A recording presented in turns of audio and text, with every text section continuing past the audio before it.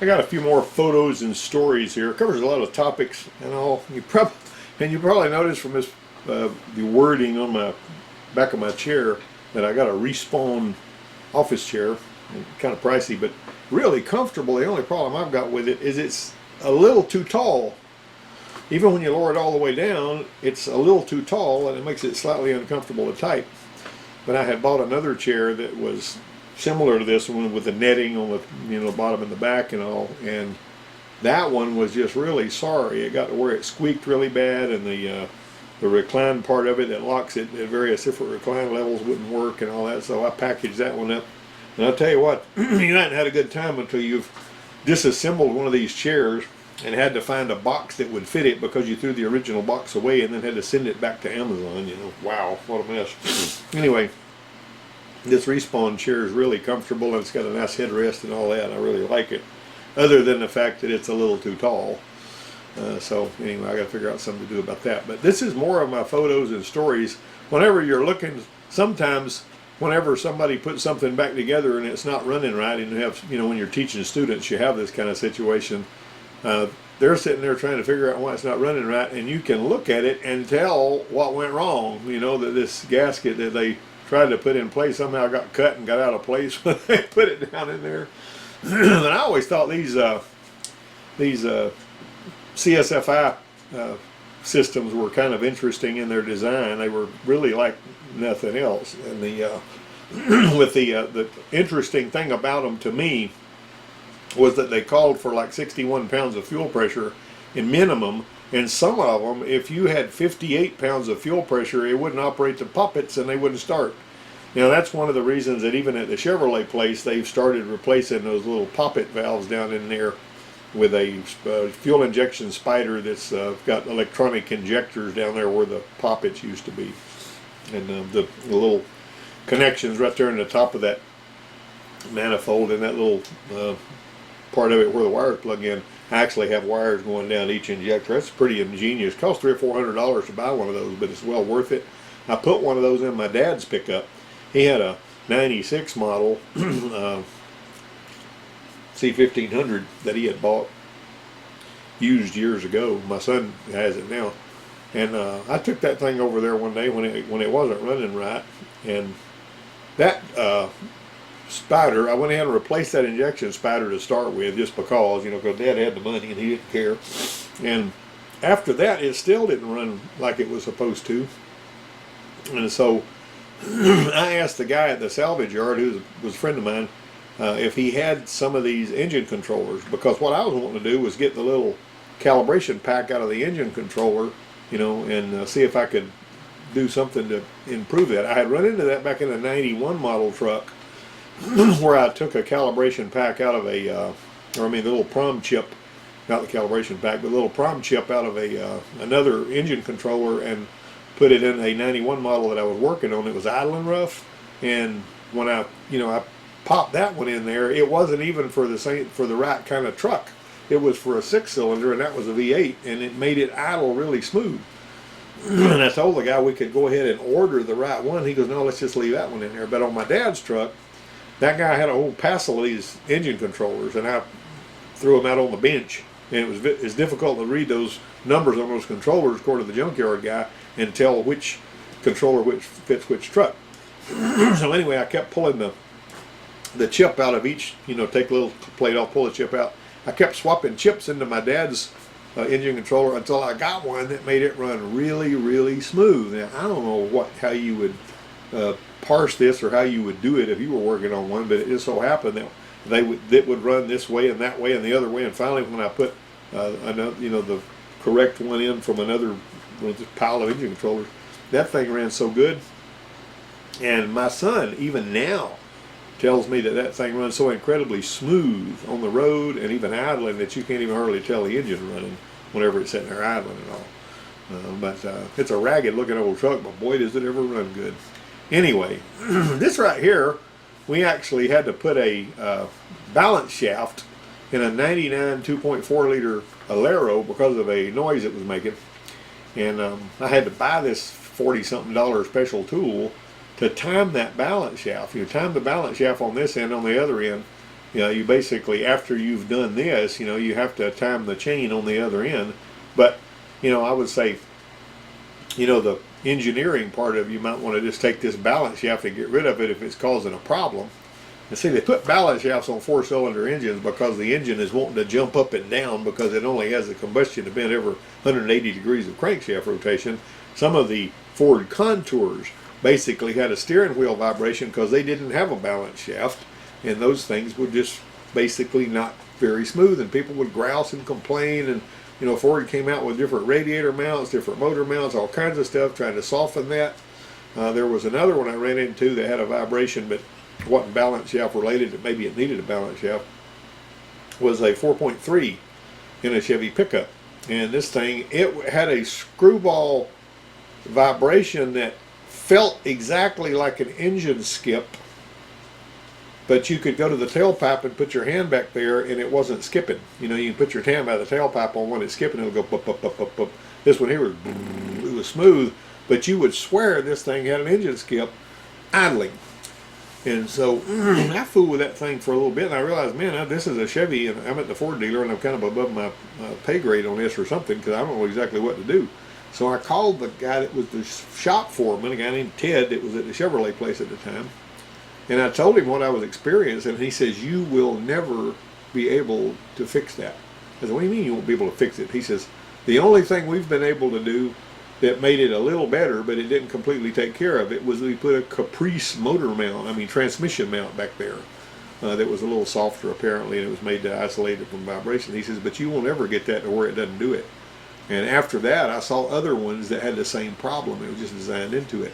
Well, the 3.8 liter in some of the Thunderbirds, I guess possibly for the reason that they didn't want a vibration like that, or that they redesigned it to fix it, had a balance shaft running through the valley that made it run smoother. So I don't know, go figure on that. But balance shafts, there's not a balance shaft on every engine, you know, V6, or usually if you find a balance shaft it'll be on a 4-cylinder, not usually on a V6, but some of them have them, fewer of those. I don't know, I mean, if some of you guys might know about a balance shaft on some V8s, you know, but I don't remember any, you know, I've been around a little while. But anyway, the simple point is, if one doesn't have a balance shaft, you may feel that engine jiggling a little bit at idle just because of the nature of a 4-cylinder engine. But anyway, this right here was, it looked to me like, though, you could line these up. It looked to me like you could line them up where they looked like that. You know, like before you ever, if you didn't put that on there, you could line that thing up and it would still wind up, you know, being straight. See, it doesn't look like that'll be hard to do to me. Anyway, now this is an early warning. My buddy at the tire store, some of you guys probably have seen this if you've been around the block a time or two. He said that there was power steering fluid getting gone out of one that he kept having to add fluid to. The customer kept adding fluid, but he didn't see any leaks underneath at all. And he couldn't figure out where the power steering fluid was going. Now, sometimes one will get low on power steering fluid, presumably from evaporation or something. I'm not exactly sure why, but I've seen them get low on steering fluid when they didn't have a leak, but they still went low. And the shop foreman was complaining one time because the mechanic that was working over next to me, this is the guy that got mad when I raised the door and went and put it down. But anyway, the shop foreman comes over and he says, well, I see you had to add power steering fluid, but where did it go if it wasn't leaking? And the guy that says, you ever heard of evaporation? You know, shop foreman got mad about that. Anyway, so this one right here is just beginning to leak. But the one I was talking about earlier, where the power steering fluid was not visibly leaking on the ground, but you kept having to add it, this boot had a good enough seal where no fluid could leak out of it, and it was as big as a balloon under there. And that's something you don't often see. You know, it's photo worthy when you do see it. But my buddy Mike at his tire store, he didn't take a picture of that, he just told me about it. Now this is a little story here. This truck here belonged to the guy that I had that was sitting in my office that, you know, I took a 60-second video and he was talking about how he was going to turn his Camaro into a sleeper and, you know, blow everybody away. But anyway, he had this 06 model Ranger, and it had a 4-cylinder in it. And it's that 4-cylinder that was in that Ranger back then is the same basic engine that Ford had been using ever since the Pinto days. I mean, this engine's been around for a long time, and these engines are very, very tough.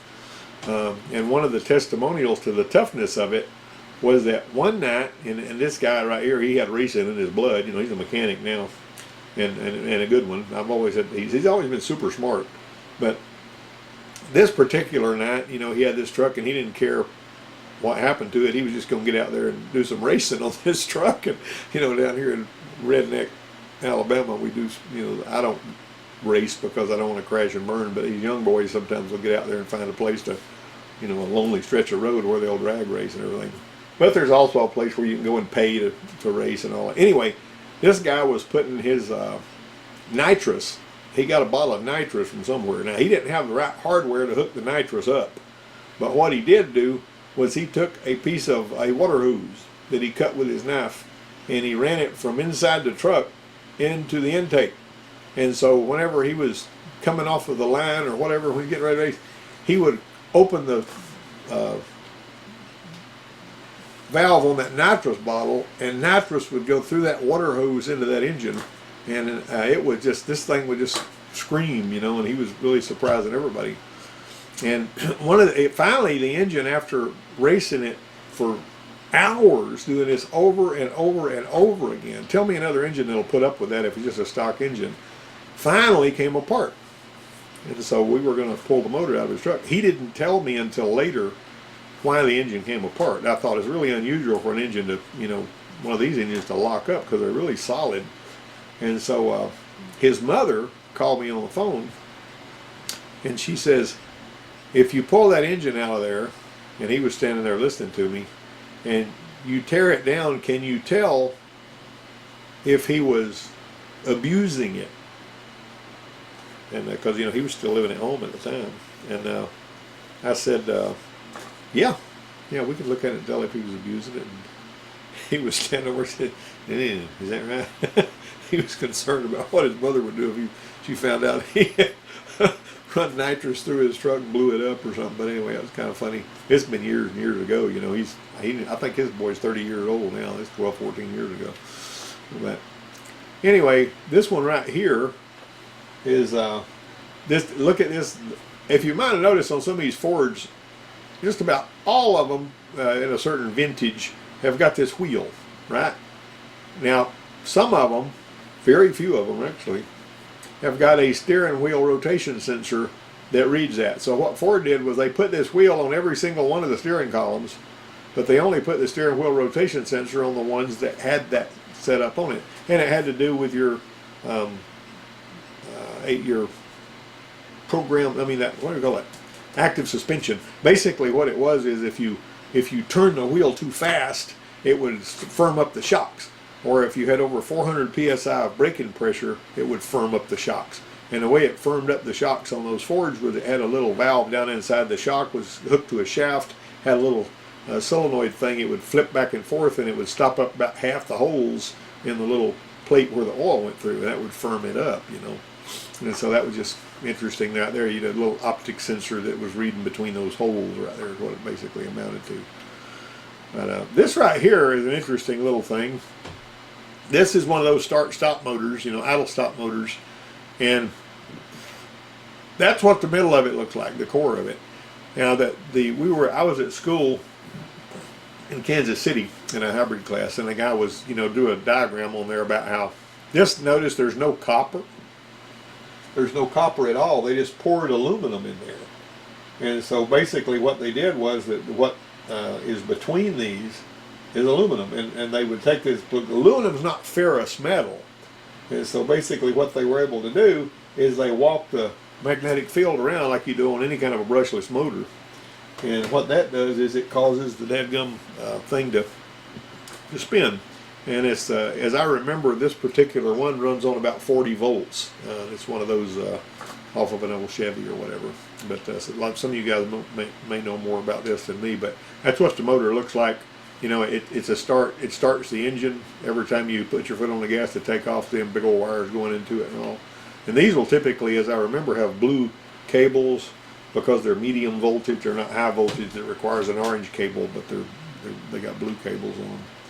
Now this is about, I gotta look at this plug screw up again. This, you know, one of the things that I used to tell my students is when you're changing spark plugs, particularly if the head is aluminum, or even if it's not, and the spark plugs are down in a hole, which if they're down in a hole in a well, you know, those are the wells that like to fill up with oil when the valve cover gasket goes bad and all. But anyway, if you're putting plugs in there, you need to stick the plug. If you know, I don't really like the spark plug sockets that hold the plug with a rubber boot on the inside, because sometimes even after you screw the plug in, you know, you try to pull the, you know, unless the extension's made together with the socket, you try to pull the socket out of there. I mean, your extension comes out of the socket. Now, some of these extensions have got, you know, impact extensions got little pegs that go through a hole in the socket and all that. But anyway, you put a piece of 3/8 hose on there, and it needs to be one that didn't just come off the roll, because you don't want one that's curved. You want one that's as straight as you can make it.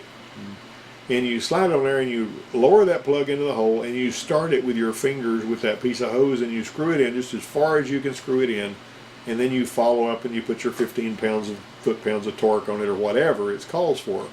Well, this boy right here, and this was on a little GM car of some description, I forgot what it was, but he just threw the plug down in the hole because he wouldn't. This is one of the guys that no matter how much I teach something and how many times I say something, it's like it goes in one ear, picked up speed, and goes out the other. Like the first day I ever taught brakes at the college, I had some guys in there that were in their 40s that had been laid off from the cotton mill that were learning automotive.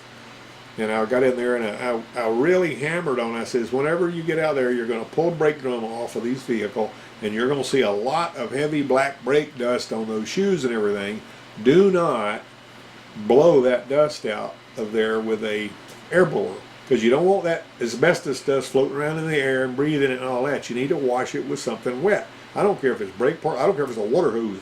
Anything you can do, spray with some 409. I don't care what you spray it with, but wet that dust, because wet dust can't fly. And you don't want that stuff flying around. It's like smoking 1,000 packs of cigarettes and not near as much fun. So first time we go out of the classroom, the guy pulls the brake drum off and he blows the dust off of the brake. I mean, and this guy right here is like he wasn't paying attention to anything I said. And a big cloud of brake dust floating across the shop. And I said, what are you doing? Didn't you understand what I said in class? And I used to have this with some of the people.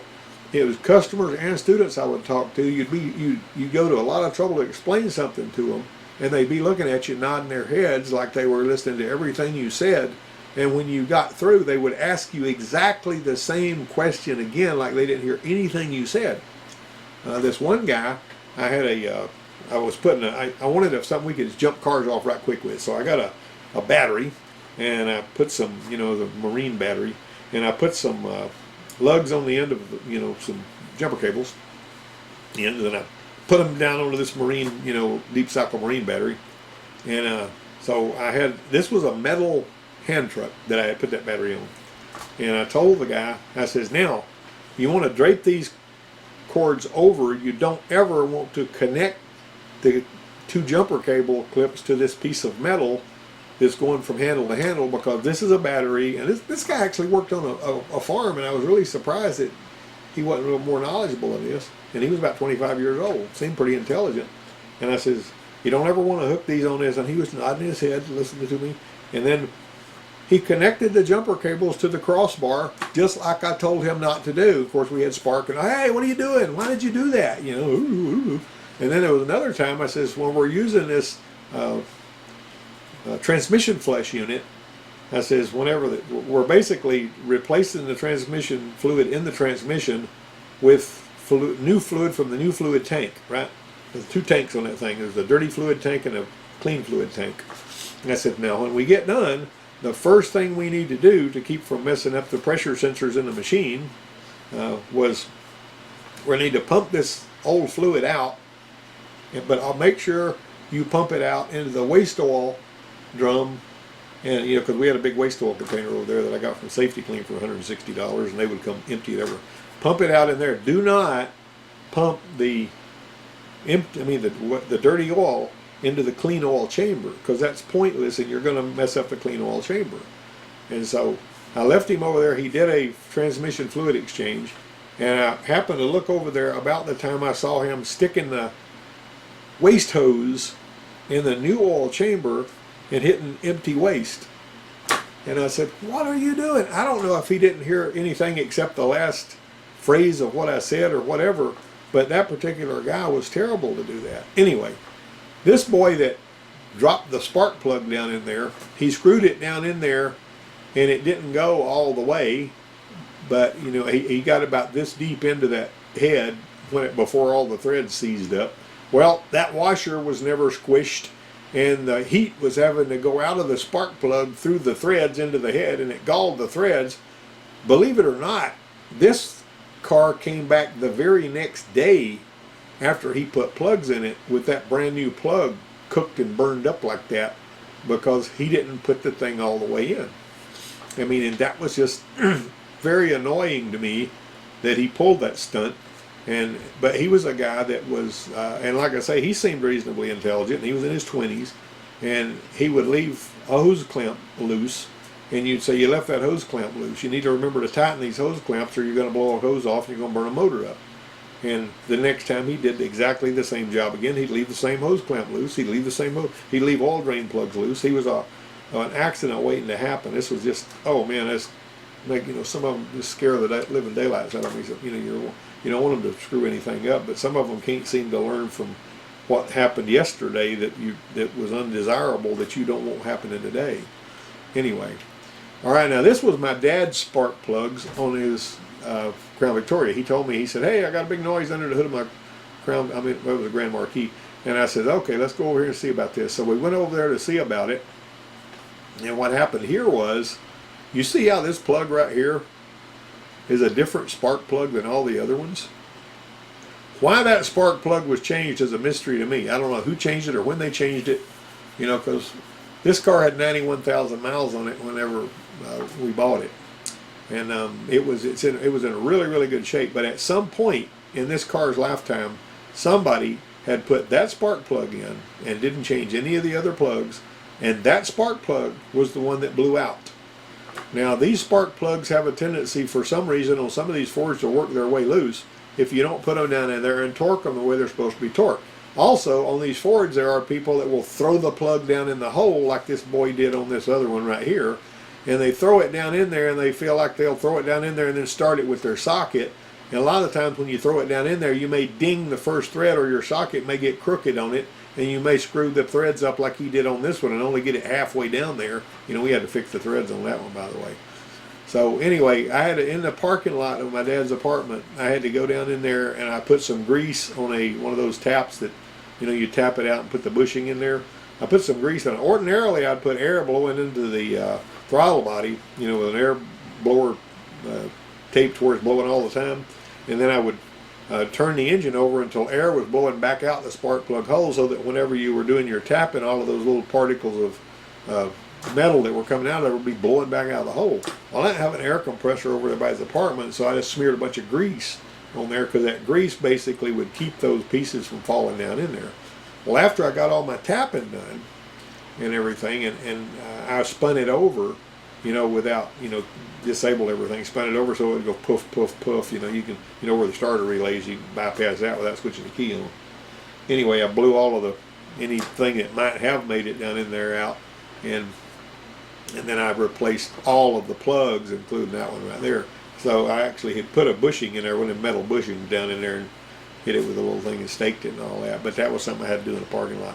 That was really a kind of a grand adventure, but that one spark plug that somebody else changed wasn't torqued, and they will work themselves loose over time. Anyway, of course, because of the fact that it bounced around and blew out of there was why the threads had to be fixed, because the threads were a total wreck, and a spark plug wouldn't go in there after that one blew out. Anyway, now this was one right here. There was a couple of shops that looked at this, and I knew one of the shops was a really good shop too, but I don't know who worked on it at the shop and where the boss man was. But the guy came over here and he says, I got this Mitsubishi Radiator, and he says, and it's running crappy, and he says, and I took it to this shop and that one, and one shop replaced the ignition switch because Identifix said the ignition switch would cause it, and the other one replaced some other part. I can't remember what that was. But the simple fact was, I said, well, let's just go at it like, without going to Identifix first. And I'm not trashing Identifix because Identifix, is helpful. But the problem with Identifix is you're looking for a silver bullet every time you can find one, hoping you can make some more money without having to go to the trouble to troubleshoot anything.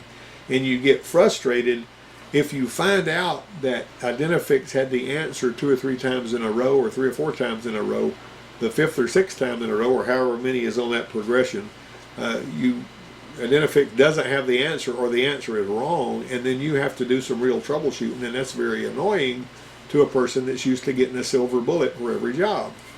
But anyway, this one here, all it needed to fix the problem it had was a set of spark plugs. These were the original plugs that had come in it. Now, why that one shop, that was a really good shop, did not look at the spark plugs or maybe scope the ignition system before they swapped out the ignition switch is mind-boggling to me, because I know the guy that owns that shop, and I know he probably wasn't involved in this repair.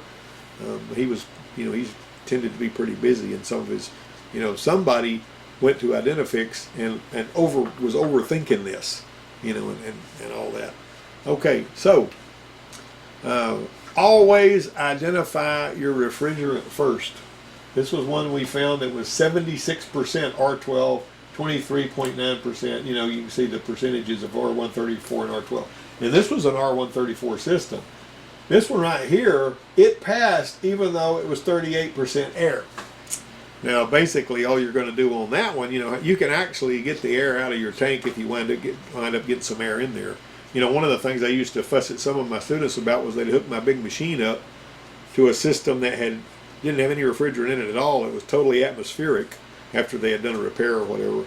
And then if you think you've taught them good enough to where they know what to do, but I had one of them that would hit recover and pull air into the tank on the machine. And then you had to get that air out of there. But anyhow, that right there, think about this. What if you just pull this mix into your machine and you wind up putting all of this contaminated refrigerant, especially if it had hydrocarbons in it. I've seen that before, and I've shown you slides on it. You don't want to put this stuff and spread it from this car to the next one, to the next one, to the next one. That's absolutely ridiculous. Like I say, once again, the air. This one student of mine, the reason you don't want any air in there is air is considered a non-condensable gas. If there's air in there, if there's too much air in there, you wind up with an air compressor, and the head pressure will just go through the roof. I had one student that swapped out his accumulator on his Ranger that he was driving, and he didn't. We weren't at the stage where he had been taught about charging the AC yet. We were learning the basic principles, and he just basically charged it with. He didn't pull the air out of it, and he just went ahead and charged it up with refrigerant. And I was really surprised though, whenever I connected the refrigerant identifier, and the air that I knew was in there did not show up on the refrigerant analysis. Now, the refrigerant identifier is just sniffing what it sees right there at the port. And so you may have air somewhere else that it doesn't read. Matter of fact, I spoke to the guy that was a friend of mine that worked at Neutronics about this. And he explained that. He says, there can be air in there. If it's got refrigerant or hydrocarbons mixed with it, it's going to find it. But the air and the refrigerant don't mix well, and the air may be trapped somewhere else in spite of the fact that the system has air in it. And so you won't always see the air, even if it's got air in it. Anyway, if it does fail, according to the ESCO, basically the refrigerant rules, you're supposed to use a tank that's gray with a yellow top, which flags that as contaminated refrigerant. Use a dedicated machine like this one right here, and pull that juice out of there into this bottle so that it never sees the light of day again. Now, once again, I've said this before, when you get one of those bottles full, if you call the safety clean people to come dispose of that bottle, they're wanting to charge you $2,000 to take the bottle off your hands. So you probably need to store that somewhere, so you don't have to get off all that cash, It won't take up all that much room. So if you got a warehouse somewhere, unless you can find somebody that will pick that refrigerant up, send me a message if you know, because I know of some refrigerant that needs to be disposed of like that, that's just sitting there in bottles and all. You're never supposed to vent refrigerant to the atmosphere. Never forget that. It's really important. This right here, you know, these radiators now are so fragile. This radiator right here was on a 2006 Sonata, and the student was tasked with taking the fan out of it. So taking the fan out and putting it back in there, working it back in there, he managed to breach the radiator. And that's, you know, we poured coolant in there, and here's squirting out coolant out of the radiator. I told my students when we found out that it was another instructor's student that had done it. And on my pickup truck, back years ago, I had when I was in a bind, and I drove through a hail of rocks that was coming off of a road machinery, just little pebble rocks or whatever, and it breached my radiator like that on my 74 F100. And it was a little bit of radiator coolant just squirting out of one of the flues, like this one right here, similar, except it was squirting out the front because that's where the rocks came in through the grill. And I learning filling station trick, you know, from back in the 70s when I worked at a filling station. I dumped a bunch of black pepper, well, probably a teaspoon, in that radiator, and if you do that, you can watch that leak stop. It's pretty amazing how that pepper gets in there and swells up. I've never done this, but some people say if you break an egg in there, that egg will clog up that leak too. It'll, you know, I guess it cooks it, and then it, you know, it's colloidal gel and it stops the thing. This is a temporary thing though. When you put the pepper in there, you know. Also, like if you got a water pump leaking and there's nothing that's cut on the seal by rust or nothing, if it's just a seal that's got a little hard, you can pour a little brake fluid in the radiator and it'll soften the seal, and you can watch that thing quit leaking right after you pour your brake fluid in it. The caveat is you need to drain all of as soon as it quits leaking, you drain all of the radiator completely and you put fresh stuff back in it, because if you don't, it'll keep softening that seal until it leaks even worse.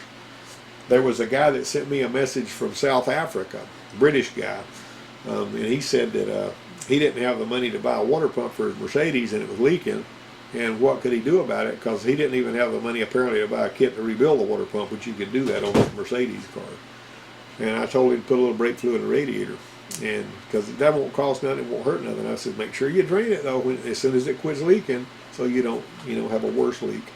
And so he even sent emails with a British accent. He said, well, knock me over with a feather, it stopped leaking, you know. But anyway, this is bad news. This vehicle that we're working on here was making some engine racket. And you can't go by the gauge on the dash, even if the oil pressure doesn't read like. You got to get this, you know, a regular mechanical gauge and hook it up where the oil sending unit goes, or you know, and then you got to crank it up and you got to see what the oil pressure actually is, because that's the only way you're really going to know. You can't trust electronic parts to tell you the truth about oil pressure. You need a gauge that. Notice this one's coated in rubber, because sometimes when you drop a gauge, it gets, you know, out of calibration. That one's got one of those screws where you can adjust the gauge so that you can zero it whenever, you know, you're making sure you're calibrating to make sure it's accurate. I've actually taken gauges apart. Somebody will drop one, and the needle, even when there's no pressure on it, will be up here somewhere on 25 pounds or whatever. And I've taken it apart and used that little burden tube with the crescent gear and all. I've actually taken that apart and put it back in there so it was, you know, back at zero again, resting against that post. But that's bad news, and typically it means you got some sort of bearings. One time I did I replaced all the bearings on and rings and everything on a international truck, gas burner, and I knew there was no reason why this thing shouldn't have good oil pressure. I didn't put an oil pump on it. But I said, it's interesting to me the oil pressure is as low as it is. And the guy that I was working for was a kind of a tight-fisted, nervous kind of a guy. And he wanted me to see what I could do to straighten this out, you know, without having to tell the guy he needed an oil pump or whatever, you know, to go figure, you know, this is how that stuff goes sometimes. And so I pulled the oil pump off of there, took the pan off, pulled the oil pump off, disassembled it on the bench. There was no wear on the gears or anything. But the oil pump relief valve spring, I mean, it seemed like it was still healthy, but it was just not providing enough tension to keep the relief valve in place, and it was built into the pump on that one. And so I took the relief valve spring and I found some little bitty washers that were the same size as the bore that the relief valve spring went into. And I put those washers down in that hole so that the relief valve spring was resting against those washers and pushing harder on that relief valve.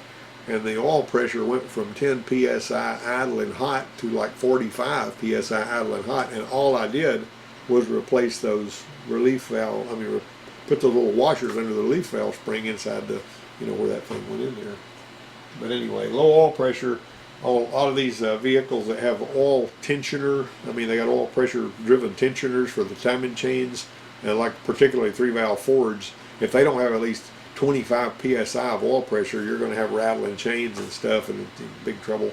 And most of the time, like I say, it's the cam saddles that wears out on those and put everything else on there. Now these two rides right here were interesting. This one right here was one I had shown you guys earlier, and it was sometimes when you start it would die. You start it and it'd die, and it would die without warning and all this kind of stuff. And it had already got a fuel pump put in it and stuff like that. That one there it was a 07 Buick Lucerne, I guess it was, and it had 3.8 in it. And I found that little wire that was breached that was feeding the cam sensor, and it was rubbing against the balancer, a little sharp edge of the lip of the balancer there. And it was only touching part of the time, but whenever it would touch, you'd lose your cam signal. And I basically just had to fix those wires to take care of that problem. We fought that one for a while before we figured it out. And I had to make a recording with a Hickok flat recorder before I could do that. And that's a little recorder that just records 4 things. It records battery, it records an auxiliary input of your choice, and it records ignition and fuel injection. And it'll, you mash the button and then you can upload those 4 things. And if you don't pick the right auxiliary input, though, you're probably going to miss it. But that thing served me really well on 2 different jobs. We found the problem with that. This one right here, not that pickup, this one right here was a Ford Edge, a 2012 Ford Edge. And she would drive that thing for 30 minutes and the air conditioner would quit cooling. And it wasn't blocking airflow or anything like it was freezing up the evaporator, it would just get warm. And so she took it over there to a dealership, and whoever worked on it at the dealership told her that the network wasn't communicating with all the actuators under the dash the way it was supposed to, and she needed to pay them $1,500 to replace this whole assembly under the dash with that had all new actuators on it. And I was like, what? Anyway, she called me and asked me what I thought about it, and I said, bring that thing over here and we'll see if we can figure out what's wrong with it, So she brought it over there, and we fired it up, put the gauges on it, fired it up, working perfectly, fully charged, no problem. And of course, we had a refrigerant identified it too, and it had 100% 134. Ran it for 30 minutes, and whenever it stopped cooling, you could look at the pressures. Both the pressures were low. The high pressure and the high side and the low side were both pulling down. Low side was almost into the negative. The high side was down around 100, and this was the compressor spinning and everything. And I said, this thing needs an expansion valve. Now, somebody else that's done a lot more AC work or does that every day might have seen a lot of expansion valves fail that way. First time I'd ever seen one of those do that. But she was a fellow instructor, we didn't charge labor at the college anyway, and so I called a parts house and I got her a $16 expansion valve, and we put that on there, and she was good. Never had any more trouble out of that. But basically, in order to find out what's wrong with one that quits cooling, when it quits cooling, you're supposed to run it until it quits cooling. And you cannot find every problem a vehicle has with a scan tool. A lot of people have the idea the scan tool is the machine you hook up to it and it tells you which bolt to tighten and how many turns. But basically, if you don't know how to interpret a scope or a scan tool, then you're in trouble to begin with. When I first got the Surface Bay Diagnostic system that came out in like 91 when I was at Ford, I had to teach myself how to read those graphs. And if I had one I was confused about, I would, fairly easy to find another vehicle just like the one you're working on if they're both fairly new. I would go and I would make a recording on the other vehicle doing the same thing that I was having a problem, under the same window, similar conditions window I had on the one I was working on. And I would compare those 2 graphs, and whenever you compare a good graph with a bad graph, it's right in your face. But if you're just looking at the bad graph and you don't know what a good one looks like, then you're in trouble. That's the whole point. And I found that out the smartest thing you can do is gather information from all the good vehicles you can, either scan, tool, scope, whatever, and save all of that so that you can compare. That's why a known good scope pattern is so important. And I've got a massive library of scope patterns that I've gathered from one place and another. And that's and if you know if these are Pico patterns, so if you got the Pico software, you can download the software free, even if you don't have a Pico scope, and you can look at these patterns I'm talking about, and you can pull up one, you know, their label, and say, okay, this is a cabriolet or whatever, you know, whatever vehicle you're talking about. I just pull that out of my hair and look at them. You can a lot of times see if something's out of time or something. Anyway, those are two jobs right there. These two guys right here, and I've hidden their faces for a reason, were very promising automotive students. They had pulled the engine out of the Taurus. You know, you use powertrain lift and all that we had there. And I really, really liked these guys. They were with me one semester, and the following semester, they started out like gangbusters. Within about 3 or 4 days of having started the second semester they were there, they both got arrested for burglary. And I asked this one guy, I says, I couldn't believe that guy got picked up for that. And I said, what was it, a bad rap or something? You know, what was the deal on that? He says, no, I was breaking into a house. He just flat out told me. But anyway, he didn't get put in jail for long, but he got in trouble. He's got a juvie record now. But anyway, these 2.7 liter Chrysler Sebrings, you got to love these things, you know. This part right here, this is the only thing I'm going to talk about. You know, the Chrysler Sebring, this particular one at 2.7, the water pump is driven by the timing chain. Okay, so and that's just a pain to, you know, to change. But anyhow, this housing right here loves to leak. I mean, it absolutely loves to leak. Now, underneath this, there's a valley, and in the back of the valley, there's a sort of a wall with a hole in it. If this is leaking, that water that comes out of this, the coolant, will run back through that valley, run out of that hole, and drain all over the transmission and fall out from under the car way back in the back, because this thing's leaking on the opposite end of the engine, and it will make you think that you got a bunch of freeze plugs that are bad or something like that. But beware of this darn thing, and it's also got the bleeder on it. A lot of the times you'll have to replace these because this bleeder will be locked up where you can't turn it. And so see, the bleeder and even the temperature sensor and all comes with that. This is not a thermostat housing, it's just a coolant outlet housing. And you notice it's got 1, 2, 3 on there, and it's got this, and plus it's got that. Now, the way you use this is you loosen that up first when you're putting coolant in it, and you keep pouring coolant in it until the coolant gets high enough to where air stops coming out of here and coolant starts coming out. That's how you let the air out. The thermostat on this engine is down behind the air conditioner compressor on the side of the block, and the block is aluminum, so be really careful when you're changing that thermostat, because if you screw up the threads, you got big trouble. So you need to pull the AC out of the way so you can try to get that thermostat, and you know, so you're not working in bolts in there, you know, especially if somebody's not really good and doesn't start them with their finger or whatever. You know, some students that haven't been taught well will try to get a DeWalt drill with a wiggle socket on a long thing and start a screw. And I had a student that I was teaching at Ford place years ago that screwed things up a lot like that. Consequences matter. I thought that was a kind of a funny picture, because I stepped outside and looked over that way about the time this happened. You know, this, whatever it was that created that big smoke ball had just happened, and that smoke was rising up, and I decided I'd take that picture. And then I actually made that, I didn't put it on the screen here, but I made that into a motivational poster with that particular label on it and all. But that was on, I don't know what happened over there, but I saw that, you know, ugly dark cloud of smoke, and it looked like something had gone boom, you know. All right, now Chevy won't start for 20 minutes, and then it starts. If you pull the scan tool up and you look at your live data and you see fuel disable, vehicle theft detection fuel disable, then that typically means on most of those they have got an ignition switch issue. I mean, I've seen those, and the way GM does that, even if it feels like you're trying to steal it, 20 minutes later it will start, and it will let you start the vehicle. And I guess they did that to keep you from getting stranded. Now, most of the rest of them, if their passive anti-theft system doesn't work, the key chip doesn't work or whatever, it won't start in 20 minutes. It will give you, it will not ever start the vehicle. Sometimes it shuts off won't even let the starter spin. Sometimes it'll spin and start and die like on Volkswagens. And there's just all kinds of ways that these things fail. But anytime you've got one that won't start, look and see if you got a security light, or on the Ford, see if that light on top of the dash or the theft light in there is flashing really fast.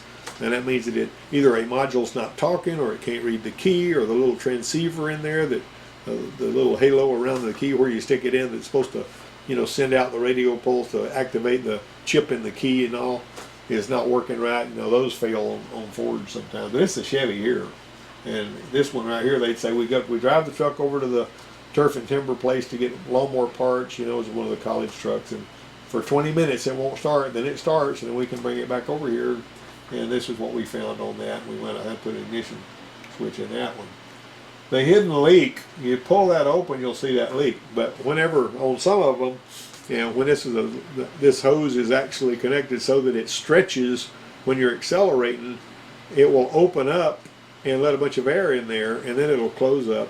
Because when it opens up, the engine loses power, right? Because there's unmetered air there. And because the mass airflow sensor is down here. So unmetered air comes in, the mass airflow feels like there's not as much air, and so I've actually seen some of these go boom, boom, boom when you're taking off, because it keeps opening and closing that little split, and that's a problem. Now that is a lesser problem if the mass airflow sensor is between there and the engine, but you're still pulling dirt in there that's getting past the air filter, so that's just a bad bet. Thing about it is, these zip tube things can cost way over $100 for some vehicles. Now that's a crappy deal. Now some people will take some of that soft rubber tape, and they'll go around and around and around this thing, and that's a sort of a patch fix, Now this was something my buddy Donnie on this Mustang that the guy was restoring. He actually put this kit on there so that it would have the tail lights operating that way on that '67 Mustang. I thought that was cool as all get out. Of course, it makes sense somebody would make a kit like that, All right. This is my last little thing. This one summer Sunday in 1970, I was 13 years old, and our house had burned down. And my horses were 2 or 3 miles away down there, and I didn't have any way to go, And I think the bicycles were destroyed in the house fire too. And so I was out there on a Sunday afternoon. We were in a trailer that somebody was letting us live in while we were, fixing up another house to live in. And I was out there kicking a rock and nothing to do and bored. And this pickup truck, believe it or not, it was running then, and it was in really good shape. It was kind of rusty, the paint was coming, but it was the coolest truck. 51 Ford, pulled into the driveway, and my friend, who's still probably the best friend I got, I got a lot of friends, but he's probably one of my oldest friends that I treasure. He pulled up in the driveway on that truck, and he was 18 and I was 13, and he could have been anywhere he wanted to be, and with anybody he wanted to be with. And he pulled up into the driveway, and I said, "What are you doing here?" And he says, "Get your cut-off shorts if you got some, because we're going to go to the swimming hole." And so me and him went down to the swimming hole, floated around on inner tubes for a while, and cooled off in the shade. And I treasured that moment, because this is a guy that could have been with anybody he wanted to be with, and he had a lot of other friends that were his age, but he was thinking about me. Now, he and I had rode horses together for years, and so when we played backyard football, a whole bunch of us boys, and all that, he was always a quarterback because he was the oldest one of us. But he really, whenever you got a friend like that that's thinking about you when he could be doing just about anything else with anybody else, then that's really rich. And that's really the kind of friend that we all need to work on being for other people. We need to be thinking about them whenever. That was just thoughtful. It was a thoughtful thing. I don't know what else I can say about that, but I really have a lot of respect for that guy. And he's still probably one of my best friends in the world. Well, more next time. I hope you guys enjoyed this long rambling talk, and I'll talk to you next Monday.